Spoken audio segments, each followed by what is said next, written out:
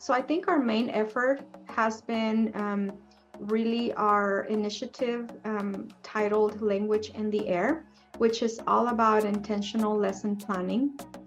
And it's been a little bit challenging to hit restart after the peak of the pandemic, but we are back on track. So we were doing very well pre-pandemic, and we felt that 99% of our teachers were in tune with how do I embed my language standards and what strategies can I use to amplify that throughout the day, not just in your language arts block. And so then the pandemic happened and we had a bunch of turnover. So we've had to restart, which has been a lot of fun because we've gone back to basics. This week on the ML Chat podcast, we are joined by Anabel Ortiz-Chavolla, the Director of Federal Programs and School Improvement at Ontario School District 8C in Oregon. Anabel discusses the importance of embedding language standards in all content areas, or as she puts it, to have language in the air. Isn't that beautiful? Anabel dives into the need for intentional lesson planning and collective efficacy among teachers and administrators. Her experiences and ideas will hopefully spark your creativity for how to approach the same things in your own program. We hope you enjoy this conversation with Anabel Ortiz-Chavolla. Well, welcome, Annabel. We're just so delighted that you're here with us. And so, to introduce you, Annabel was born and raised in Linares in Nuevo León in Mexico, and she immigrated with her family to the U.S. as a freshman in high school. And Annabel encountered many challenges as a newcomer, but credits her teachers, her parents, and mentors for having provided lots of support. Her family migrated between Idaho and Texas throughout her high school years and worked in agriculture. She explored several career paths while in high school and found that she loved teaching. Annabel attended Treasure Valley Community College, Boise State University, and Lewis and Clark College. She has a Bachelor of Arts in Elementary Education with a bilingual education and ESL focus, and a master's degree in curriculum instruction in bilingual education and ESL, and obtained her administrative license through Lewis and Clark College. Annabel is a dual language teacher in 4th and 5th grade before starting her administrative career. She is a former vice principal and has been the lead for federal programs at Ontario School District for 14 years. This is the cool part. She now manages the programs she was a part of during high school and uses her experience to assess, design, and implement programs that benefit students and families. Annabel is married and is a mom to 2 amazing kids, and she loves spending time with her family and taking her Labradoodle Leo on walks every morning. Welcome, Annabel. I'm so thrilled that you're here with us, with Justin and I. And there's a part of your bio that really made me smile, and it reminds me of an early memory I have of you. And I wonder if you recall, but when I first started working in Oregon, the first time I got to meet you, I was on a visit to Ontario with our mutual colleague, Antonio Ramos. And the 3 of us were in a car together. We were driving out to Cairo Elementary School. And on the way, Cairo's outside of town, you see something out in the field, and you stop the car pretty suddenly, pulled over to the side of the road, got out, and approached people I think that you had never seen before, and I think you connected with them about the migrant education program. Is that true? Do you recall that? I do. First of all, thank you so much for the invitation. It's an honor and a pleasure to be part of your podcast that will reach, I'm sure, hundreds, thousands of people, even millions. You never know. Yes, I do remember that. I do remember the first time I met you and you came out to Cairo Elementary. That's sort of at the beginning of my journey at Ontario School District as well. And at that time, we had a team of 4 in the migrant education program. So yeah, you are right. I tended to stop the car here and there and just get out and just introduce myself to the farm workers and find out what they're doing in case they're working a new crop, because we do track that in our migrant education program. And most importantly, just to introduce myself and build relationships. And I do hand out my business cards all the time. And I do have all kinds of methods of people that can contact me on there. People find me on Facebook and befriend me. I don't know how safe that is nowadays, but I do trust that whoever is befriending me has a reason for doing so. But one of my goals is to just meet the families that are in our community new, or even families that have been here a while, and just let them know that we are here to support them. But yes, I do recall the Cairo elementary visit with a few parents present, and us trying to really evolve as a team and to bring the parents along so that they have systems of support. Yeah. Annabelle, that afternoon, as we were on our way out there, and while you were conversing, our dear colleague Antonio, he was so impressed. I remember him just going on and on about you, right? And the spark that you bring, to the role. And I was hoping, like, can you tell us just a little bit about perhaps how your experience growing up, kind of informs how you do your work? Yeah, absolutely. As you said in my bio, it's very humbling to hear a bio, and it makes me tear up as well, because my background is very different than my peers, than my colleagues at times. And so that's an advantage and a disadvantage. My advantages are that I have walked in the shoes of the families that are going through a hardship because they're doubled up and they can't afford housing, so they live with an uncle and an aunt, etc. And so I walked the shoes of our McKinney-Vento students. We did that multiple times throughout high school. And I walked the shoes of being an English language learner. I continue to be for the rest of my life. And that's growth that happens continuously. And I walk the shoes of being a migrant farm worker that has touched most of the crops here in our area. And so that really, for me, is the base of what I do. I base our programming based on the needs of the families, and I'm a little closer to their needs. Obviously, the seasons change, the times are different, but keeping a pulse on what's needed, that's essential for us to begin to develop programming, to find the need, develop programming, find the sources of the funding to make sure that we address all of those needs. So I'm kind of in a different position than a lot of district administrators, that I'm very much in touch with what the families need, or what they perceive to be barriers, and I can work through accommodating and removing barriers that way. It's amazing. I love the fact that you are actually working in the same school district where you received services from when you were a kid growing up. Like, that is so cool. Yeah, well, let me correct that, just so that, because this podcast is going out to many people, but I did migrate between Texas and Idaho. So I am in the backyard of the district that received me as a migrant student. So I attended Payette School District, and Ontario is a neighbor to Payette School District. So yes, very close-knit community, but it wasn't this high school that I attended.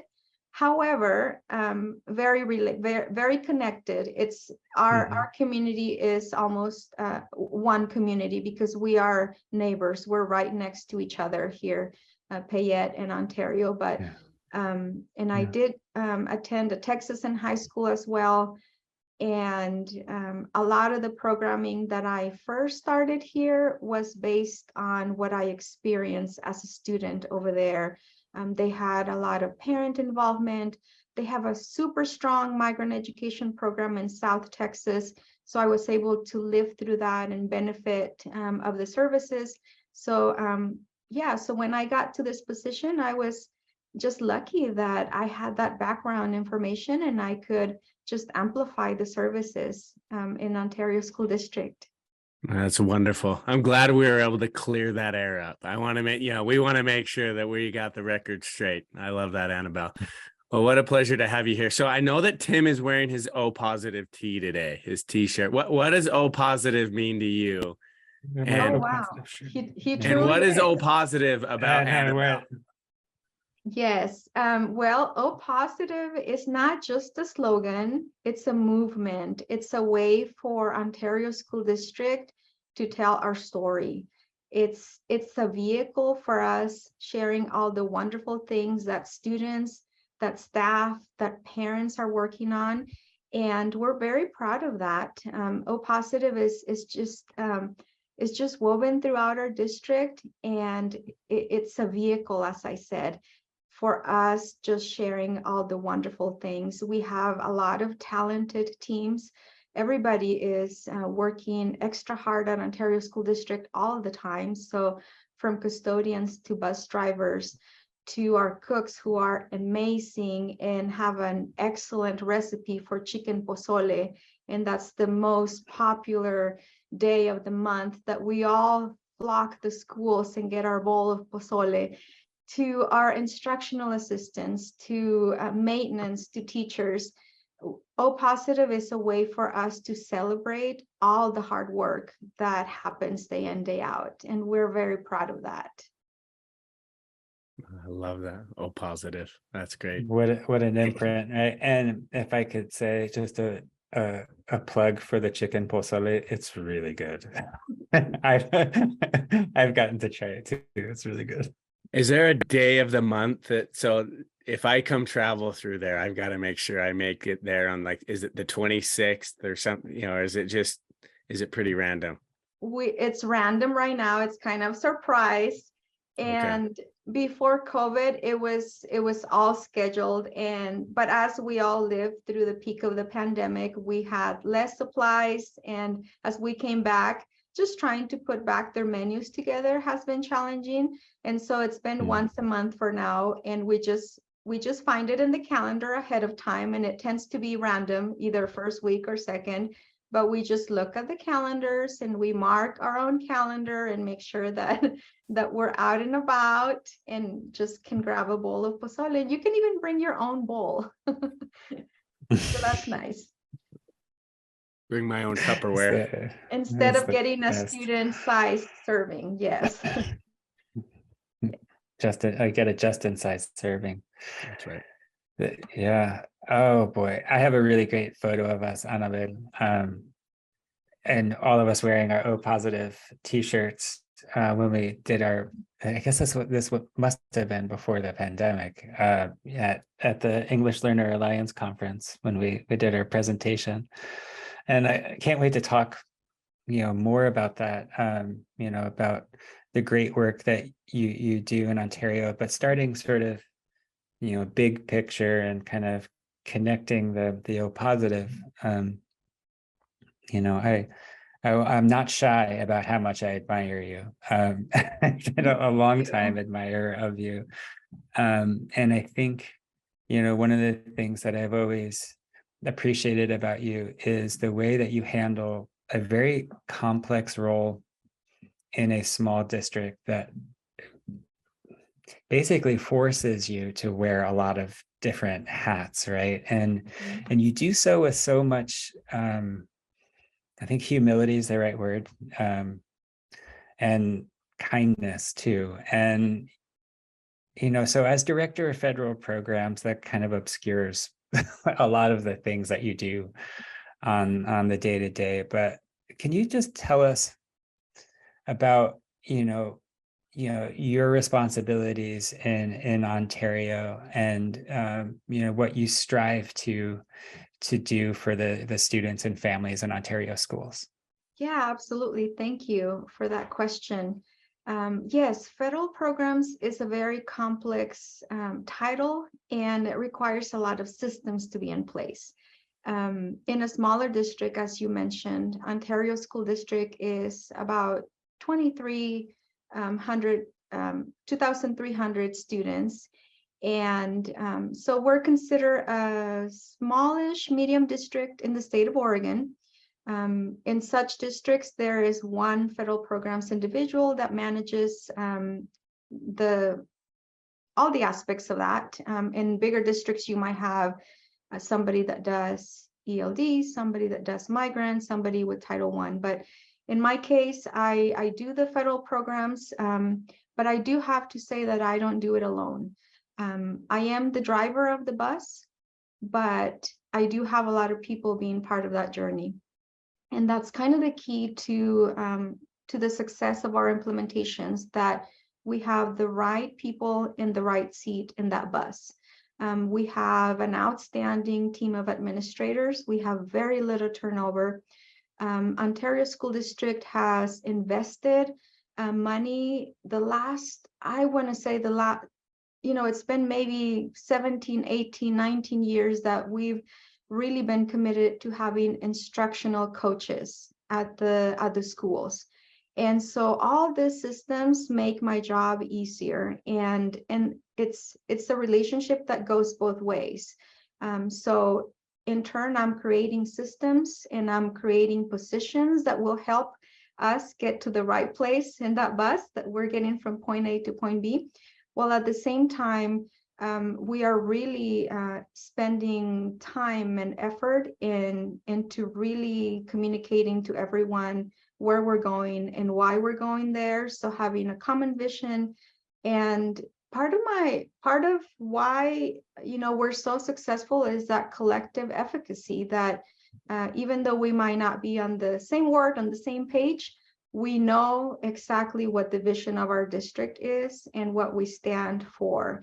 I thank you for your compliments about my humility, and it really comes down to, I don't believe that everything happens because of what I do. I think it happens because of a great team that we have.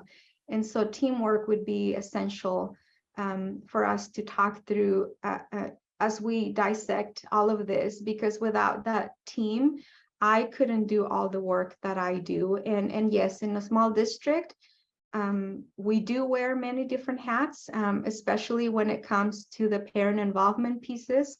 You might see me with my team just sweeping the floor after an event or developing the presentation for the night. We do many things, and one of the things that our superintendent always says to the new teachers that are inducted at the beginning of the school year is, at Ontario School District, we work hard. We go above and beyond for our students. So that's kind of the essence of where it comes, that humility, where it comes from, that I can't take credit for everything because it's not mine to take, it's everyone's. Everybody really, as a collective, contributes to the success of our students. Spoken like a true leader. I love that. It's great to hear that. I love hearing about that. And I think that, it sounds like you've really worked hard to have great coherence throughout the district and through leadership. I think, there's so much work that is needs to be done to get into alignment, like it sounds like you've been able to do there. And so I actually would love to dive more into that, but I kind of want to go back first, and I want to understand how you got into this work. Like, what brought you to this, right? Like you had the experience you shared growing up, which I'm sure had a profound impact on you, but what was it that made you say, you know what, I'm going to be a teacher. I want to be in education. I'm going down this route. What was that? Can you tell us about that? Was there a moment where you knew it happened? I think it was several moments throughout my high school career. I was able to develop relationships with teachers and mentors, even though I might have been in Texas only from November to May or to April, and then here for the rest of the year. But I had great mentors that really empowered me to believe and to feel that I could do anything that I set out to do. I explored different avenues in high school. I explored being in the nursing strand. Our high school in Texas had different options. They had nursing, they had a cohort of a variety of things, mechanics, cosmetology, and I explored a few of those, and I found that the most impact that I felt was from what the teachers were empowering me to do and teaching me to do. Even though I was there part-time, I would say, my teachers, specifically Mr. Zuniga, and here in Payette High School, Mrs. Beverly, I believe it was her name, Hansen. I have to go back now, but they really encouraged me to be part of activities and to be part of the computer applications team as part of a competition in Texas, and we went to state, etc. So even though I had a lot of barriers, socioeconomic status, for us, that was very challenging. We were migrant farm workers, so we always fell in that bracket of just poverty or extreme poverty at times, and they never really allowed that to be a barrier for me. They removed everything that they could for me. And so I really think that it was their commitment to me that really pushed me to believe in myself. And then my parents had a third grade education from Mexico, and they are strong believers and advocate in the power of education. So they made every effort for me not to think that I could not go to college, or that was just an expectation. They didn't have the means or the knowledge or the tools to get me there, but they always pushed me to do that and to believe that I could do it, that I could go on to college and do whatever it is that I wanted to do. And something that always resonates with me is those hot afternoons working in the fields by my dad. And one day he told me that he wasn't taking me to the fields so to punish me or to even get an extra paycheck for him or for the family. He was really bringing me alongside so that I could decide what I wanted to do with my life. Did I want to get an education and do what I love to do, or do I want to be working in the fields, hard labor like him, which is a very honorable profession? But he really wanted me to see both sides of the story. And he's really inspirational and a super positive individual, and so is my mom, and always pushed me. So it was a combination of my parents' love, and also their for me to honor their sacrifice, that they uprooted us from their home and we came to a different country where there's a different language, and their parents might not have been here with them.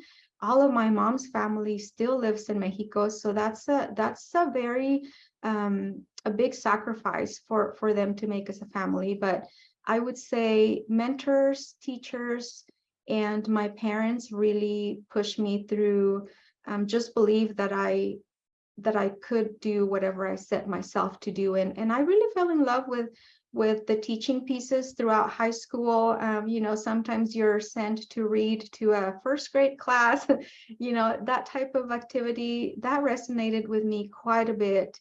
And then as I just got into community college, I knew right away that was the path that I would follow. And as we began to visit schools and different programs, I fell in love also with teaching adults. In college, I did some of that for ESL classes, and I love that. So I knew that I was in the right profession because it didn't seem like work.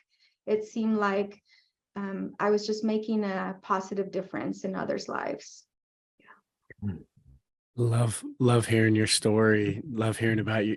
I can just see you in the fields working with your dad, right? And spending that time with them. And, it's interesting, those little conversations and how powerful they stay with us. It's neat to hear about your parents. I also enjoyed, before we started recording, you mentioned how you're trying to really not travel much this year. You've got a boy, a senior in high school. He's your second. Is that your youngest then? He's my first. He's my Oh, he's your oldest. Uh-huh. Okay.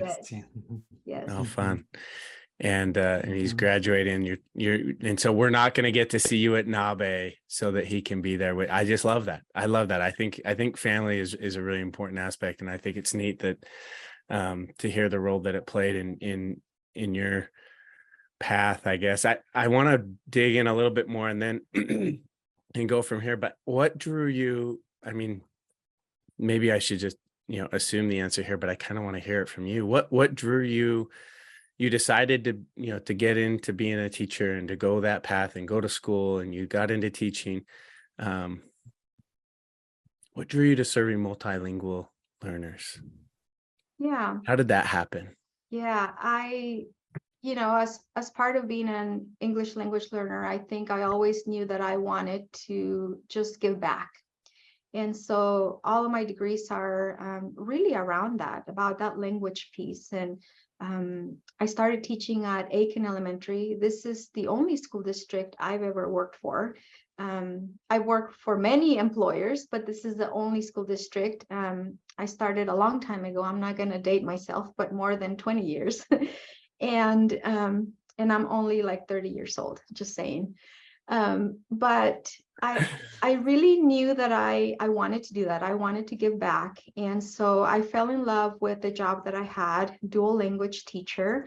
I did 4th grade and 5th grade. And just to see that growth that students make, even the both sets of students in a dual language classroom, I saw growth from both students. So I had the students that spoke English, and their Spanish was coming along beautifully. And then the students also learning English and their language progressing. And so I really fell in love with that piece. And I did that while I was teaching.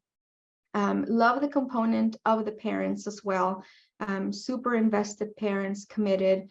And I always, from the time I started, I always felt like I could do more. And so I was always trying to do more, and including my husband. Like the first few years, I pulled him in to teach a ballet folklorico group after school.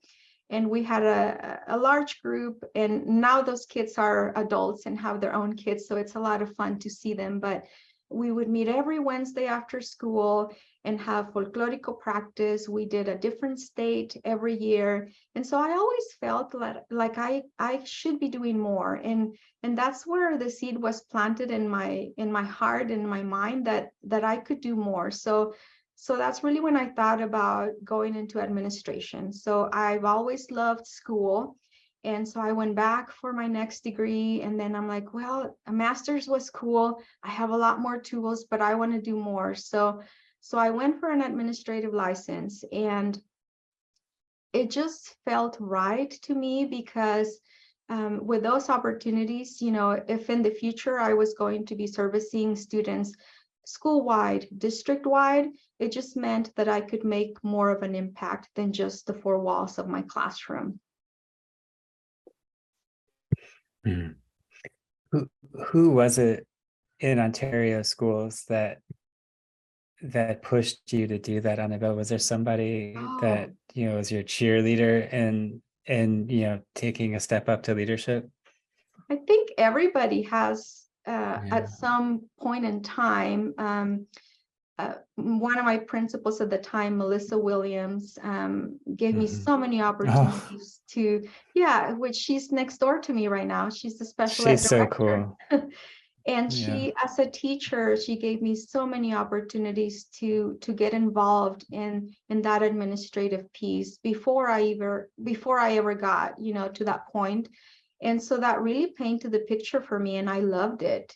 So she was one of the ones that really encouraged me to do that and supported me throughout the whole process. Built up she created opportunities, honestly, for me to get my hands in there and experience what administration was going to be about. I've had great mentors here. Carol Kitamura, she was the HR person when I first started. A phenomenal educator, now retired, but yeah, a lot of individuals have played a role in my upbringing, as I would say, at Ontario School District. I think it says a lot about, Ontario schools too, just in the community, and really, like you said, providing opportunities to grow, right? And that was one of my just impressions of working in Ontario. Like I sincerely enjoyed every moment that I spent getting to work with you and your colleagues there in Ontario. And when you think about your role as as a leader in Ontario schools, what comes up for you as like your major like area of focus, either this year or in the years ahead?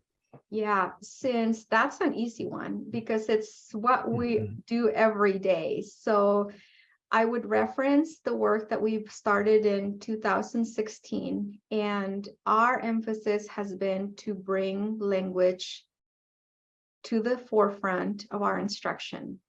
And so ever since 2016, we started collaborating. Well, disclaimer here, Tim was part of that process, but we, as a team, we really saw the need for us to really amplify language throughout our day in the different core content areas and throughout the whole day, not just one block of time.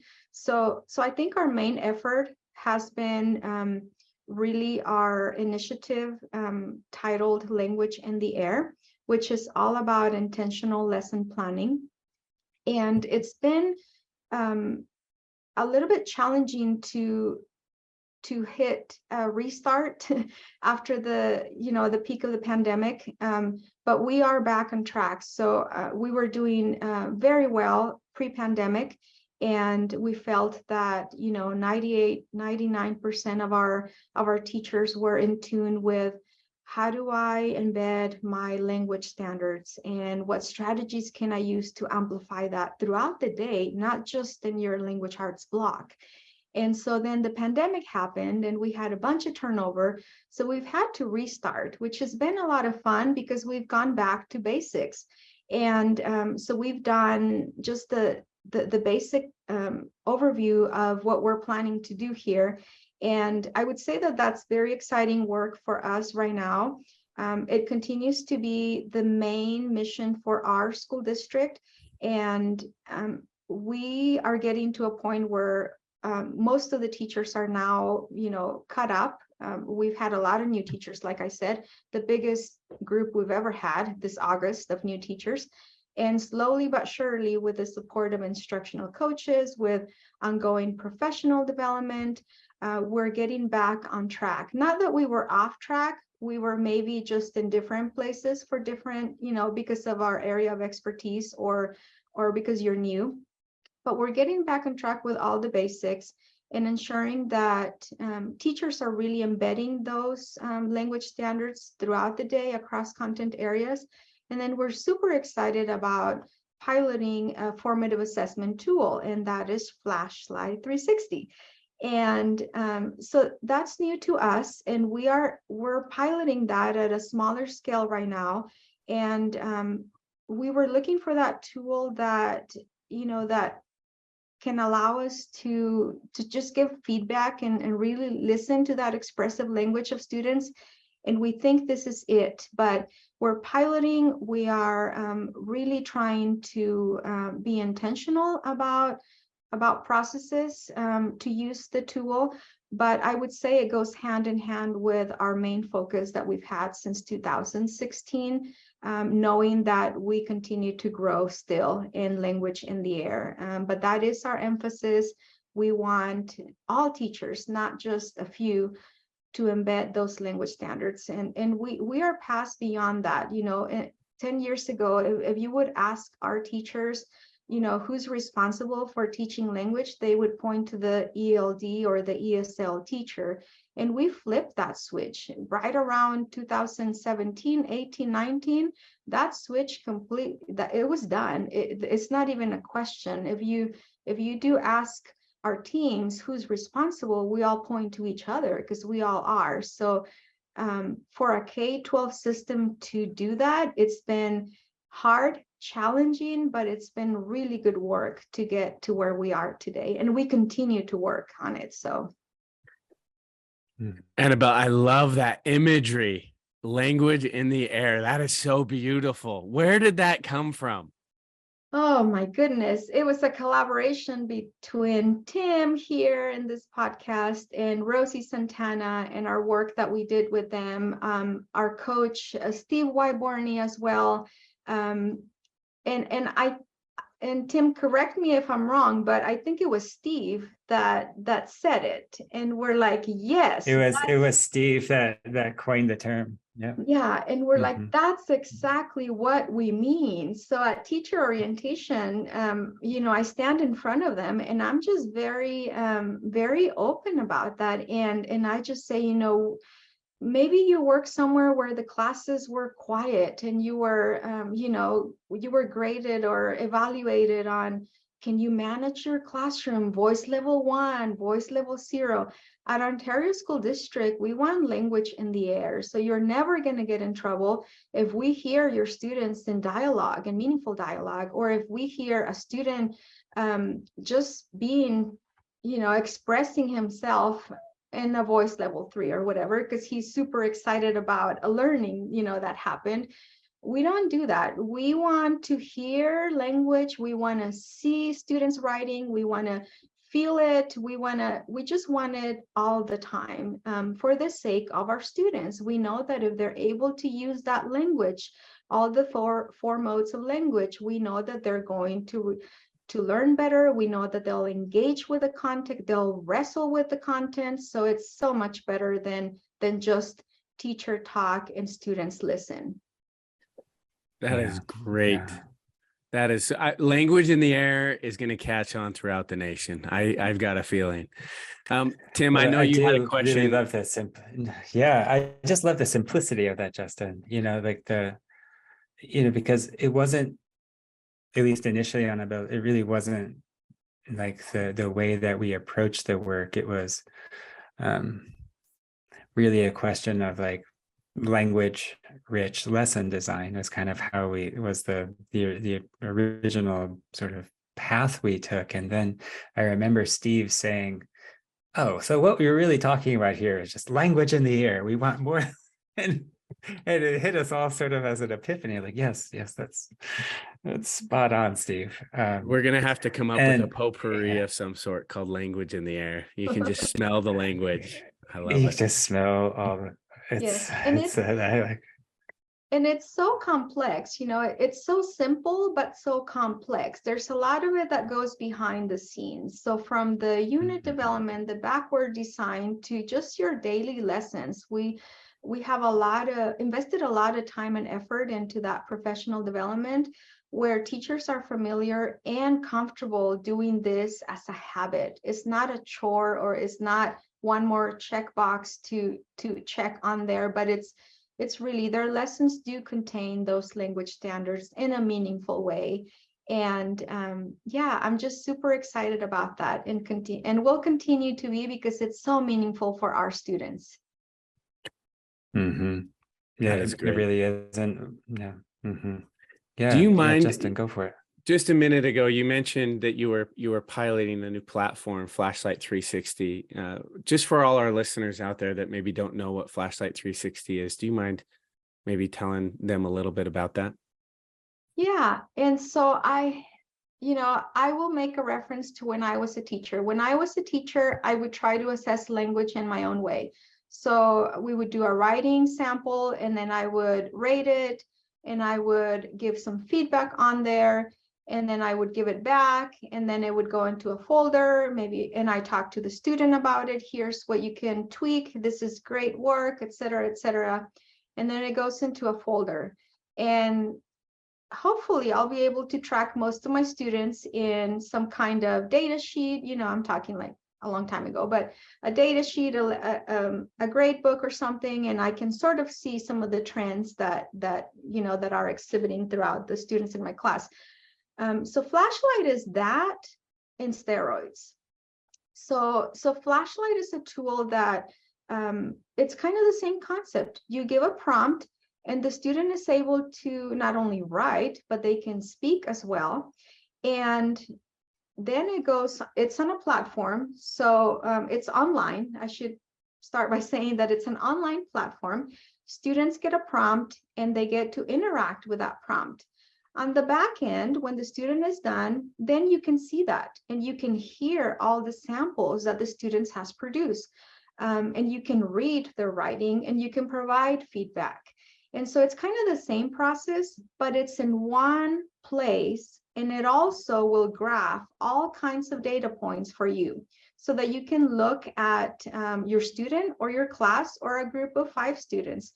And then in turn, you can set goals, which is something that we did back in the day, for a student. Let's set a goal. You need to work on this and that. Same process, but it's all in the platform. You can track it. And it's a visual that's great for teachers. And so I'm super excited about not only trying to measure that expressive mode of language, but about the meaningful feedback loop that provides for students as well. So in a nutshell, that's what I know. We're excited to circle back to you maybe down the road and learn more about your experience with Flashlight 360. Tim, what's our next question about language in the air? I want to dive more into language in the air and hear. Well, I actually just really wanted to get into like Annabel's, perception of like the relationship between,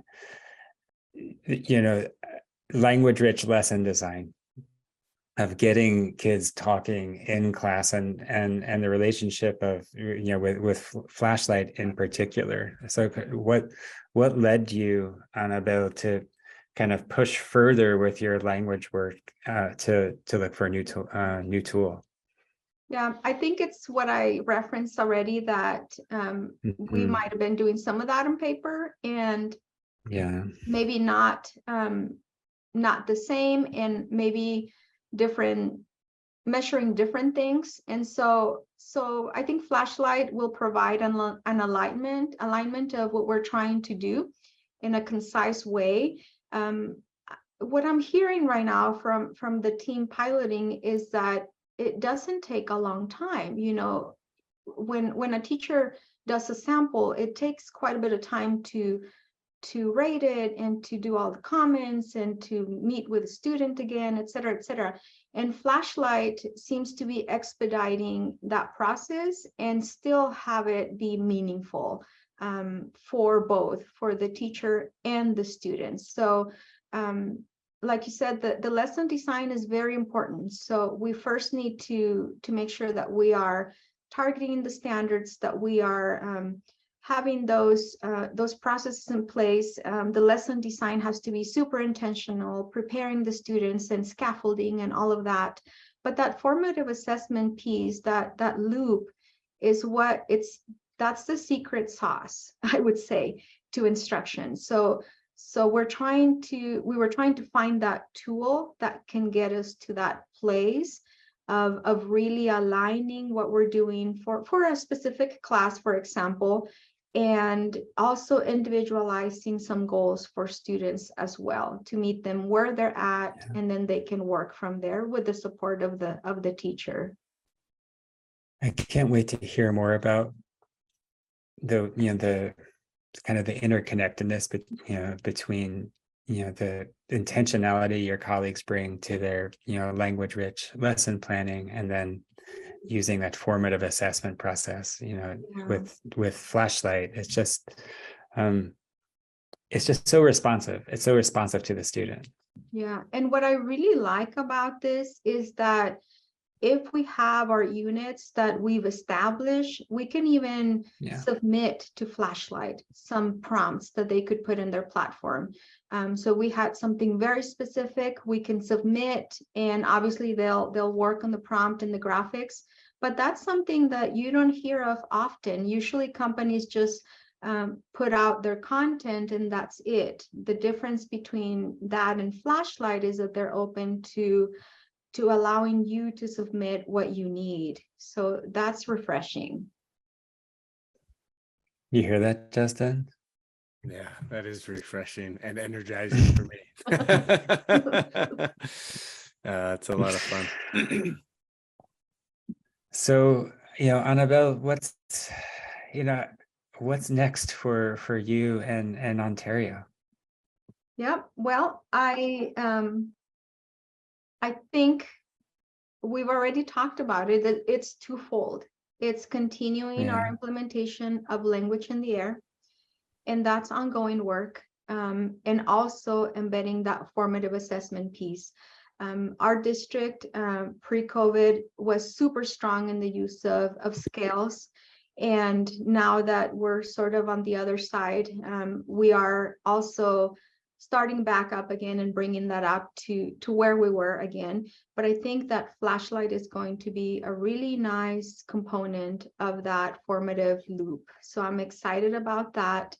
There's still a lot of work to do as we figure out how it all fits, but that's part of that teamwork, that we need to all come to the table and figure out how we can make it work to support our students. So I'm pretty excited about where we're going with this.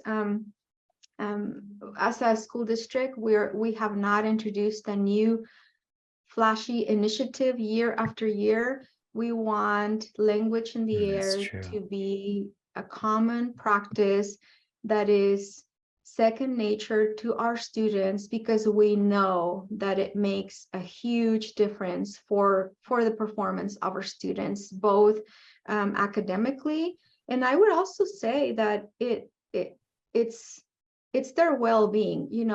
Post-pandemic, students encountered a lot of challenges throughout the pandemic. So that freedom of language in the air even allows students to just be themselves and be participants in their learning, and we don't have to be all quiet and just listening to the teacher. There's a lot to explore there. Right. Because to call it like student engagement probably sells it short. What it's about is meaningful interaction, right? It's connection and kind of going back to what is O positive. Mm-hmm. and celebrating community and community within our classrooms. And it's not lost on me, Mm-hmm. The impact of the pandemic and separating us, and how we lived basically differently and in an isolated way, and coming back knowing that Ontario is just leaning further into meaningful student interaction. I think just speaks so much to your leadership and Ontario schools. Thank you. As I said before, it's everyone's work, not just mine. It is. But yes, Yeah. There are we looked at some data points, and our students didn't have that huge learning loss that people talk about throughout the pandemic. And I attribute some of that to language in the air. Our teachers were in their classroom during the pandemic, in their classroom, set up with their multiple screens, with their webcam. So we set up everybody with their webcam, with whatever they needed. Everybody had a standard, workstation. And our teachers taught our students live for every content area. High school, every teacher taught as if they were teaching in front of their class. Elementary, they all taught from their classroom, and they use that intentional planning process. So not only were they struggling to live through the peak of the pandemic, they were still engaged in planning meaningfully for students. It was not just worksheets and platforms to use. They were still teaching what they would have taught if we didn't have a pandemic, just in a modified way, delivering it through Google Meet. But we didn't have students plugged into other, just a platform. Our teachers truly did continue with their intentional lesson planning throughout the pandemic to the best of our ability. So, and we saw the scores that, our students did not have huge losses like in some other areas. We are behind, some of those dots were a little bit behind than where we should have been, but I felt really good about that. And that is a really, really powerful statement as to the importance of getting language in the air. I think that's it, right? It prepared you for a moment that you didn't know you were preparing for as a district. And the thing that I've heard kind of repeatedly throughout our conversation today is the systems that you have in place. We're talking about intentional learning and design, lesson planning, and you're talking about how to use Flashlight 360 and use it as a system, throughout the district. And it just is interesting to me how important it is to have those systems in place, but they're all guiding towards this North Star, if you will, of language in the air. And so for maybe those EL directors around the nation, that hear this idea of language in the air, or, I guess, or a teacher, right, that is thinking, oh, language in the air, I want to get language in the air in my classroom or in my district. What would you tell them is maybe that first step? Let's talk to an EL director, for example.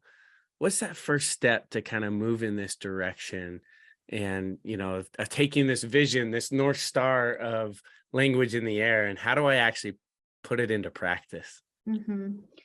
I think the first step would be to just to read up on what instructional.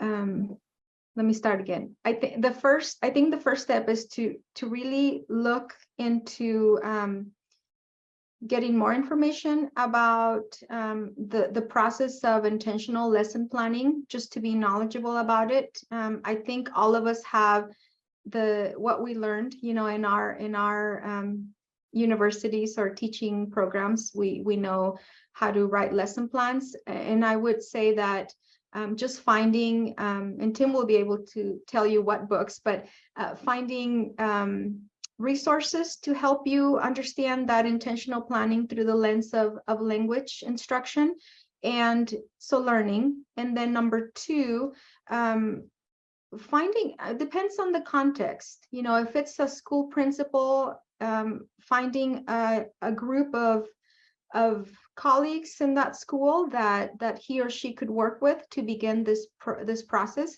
If it's an EL director, then have a group of representatives from the different schools get together and begin talking about this process. I think on that step number two, that's what needs to happen. Get a group together, and with the background information that you've learned, talk through that and really bring it to the forefront and collaborate and figure out how they could implement that in their district or their school. But I think that collective efficacy is essential. If you don't have a team that will stand behind you and help you push this concept forward, it's not going to happen in isolation. It can. A teacher could very well read all about it and then intentionally plan, but it's one teacher within four walls, right? So we want more change. We want more exposure than that. We want to saturate everything with language instruction in that building or that district, all content areas across the day. And so I would say collective efficacy, getting together, getting on the same page, and developing a plan for for supporting the teachers through the process. It doesn't happen overnight. There has to be steps, and there has to be time and effort allocated to that process. And at the end of the day, students and teachers will benefit because of just the impact that it happens. You know, the instructional strategies will be elevated to a level that maybe they haven't seen in their district. So I would say just get information, just read up on everything that you can, get a group together and collectively just develop a plan for your district or your school, and know that it doesn't happen overnight. But at the end of the day, it's very much worth it. And I think Tim can give you all the books that EL directors could read, or teachers. The latest one that I'm reading is Amplifying the Curriculum by Aida Walke and George Bunch. So that's a good one for us in our district, because it kind of just weaves into what we are already doing. But I know that Tim's going to jump in with some other titles too that could help people get started. That one's a really good place to start, Annabel. But what's more positive than everybody, but then creating the space to think together. You're basically, it's the principles of, there you go. Justin is holding up the same book that I am, for those of you that are just listening, not watching the video. Yeah. Mine's too far away on the shelf. But those are basically the principles we brought into our early workshops, and encouraging the shift, shifting away from, as Annabel shared before, that notion of the ELD teacher owns the multilingual students and the classroom teacher owns the content, and it's really dispelling that myth. Boy, what a wonderful conversation, Annabel. I can't thank you enough for taking the time to meet with Justin and I. And so just want to say sinceramente, thank you so much for coming to do this. Thank you for the invite, and shout out to Ontario School District. I know they'll listen to the podcast. Yeah, we do great things and we're very proud of that. But like I said, teamwork, and we are Ontario Positive. Thank you for the invitation. Yeah, absolutely. Saludos a all my gente in Ontario. Thank you.